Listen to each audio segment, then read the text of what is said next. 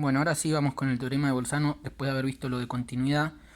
Y primero eh, vamos a ver cómo está enunciado el teorema y después lo que más vamos a usar, que es lo que se llama el corolario del teorema de Bolzano, que es un resultado que sale a partir del teorema, que es lo que más vamos a usar. Vimos primero lo de continuidad porque es fundamental para entender el teorema de Bolzano y además es parte de las hipótesis, o sea, esto se va a aplicar sobre funciones continuas en un intervalo. Entonces, vamos primero al enunciado y yo me estoy basando en el apunte que está subido al campus, ¿sí? De las explicaciones. Me baso en eso y lo voy comentando y voy a hacer gráficos y demás, pero acá está lo central, ¿sí? Entonces, dice, teorema de Bolzano. F una función real continua en todo punto del intervalo AB, eh, AB cerrado, ¿sí? O sea, con corchetes. Dice, si F en A y F en B son dos números de distintos signos, entonces existe por lo menos un valor C en el intervalo AB, o sea, abierto adentro, no en los bordes, no en A y no en B, donde la función F vale 0. Bueno, o sea,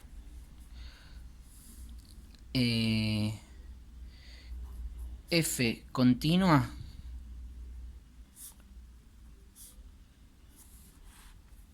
en AB, ¿sí? Eso es lo que tiene que ser continua en ese intervalo. Si F de A y F de B tienen distinto, un igual tachado quiere decir distinto signo. O sea, ¿qué quiere decir que tienen distintos signos? Quiere decir que F de A es positiva y F de B es negativo, o puede ser al revés, que F de A sea negativo y F de B sea positivo. O sea, estos son los valores de la función evaluado en A y en B. ¿Está bien? Mayor a 0 quiere decir positivo, menor a 0 quiere decir negativo, positivo. Bueno, si F de A y F de B tienen distintos signos, entonces, esto quiere decir entonces,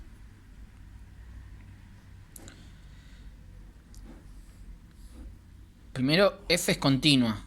Si además F de A y F de B tienen distintos signos, entonces lo que dice Bolzano es que existe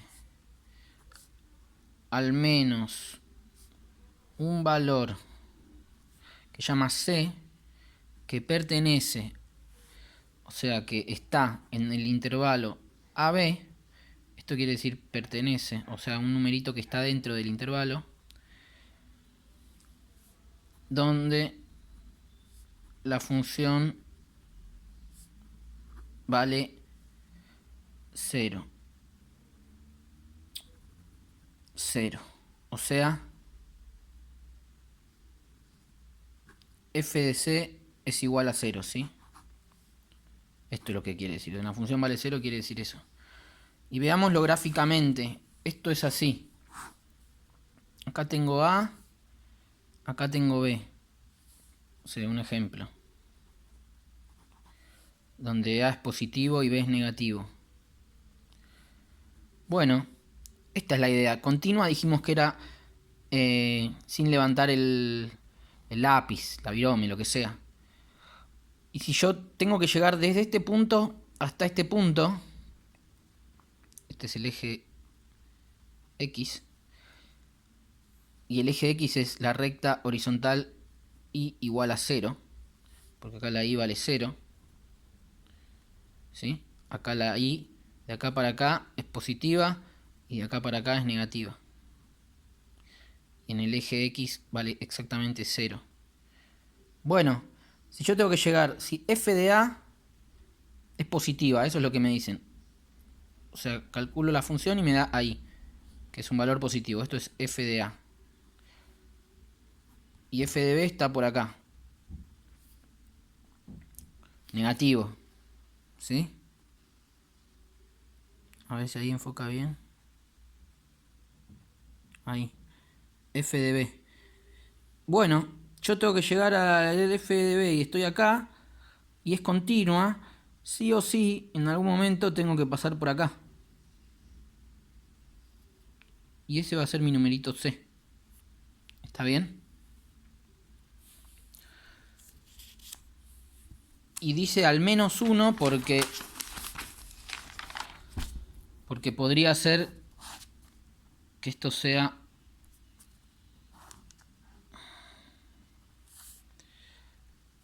acá tengo F de A, acá tengo F de B, podría ser que esto sea así y va a pasar en 1, 2, 3, 4 lugares, al menos 1 dice el teorema, porque no sabe si pueden ser más. El tema es que si F no es continua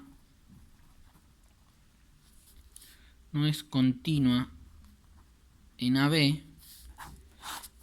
no tengo garantizado esto, porque acá tengo F de A y acá tengo F de B.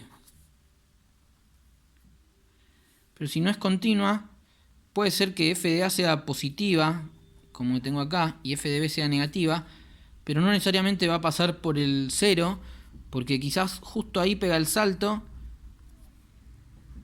y no vale 0 en ningún lado.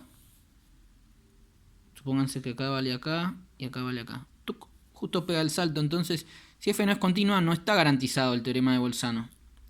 Por eso es muy importante el tema de la continuidad. Bueno, voy a hacer otro con lo de la aplicación. Con lo del corolario, la aplicación del teorema.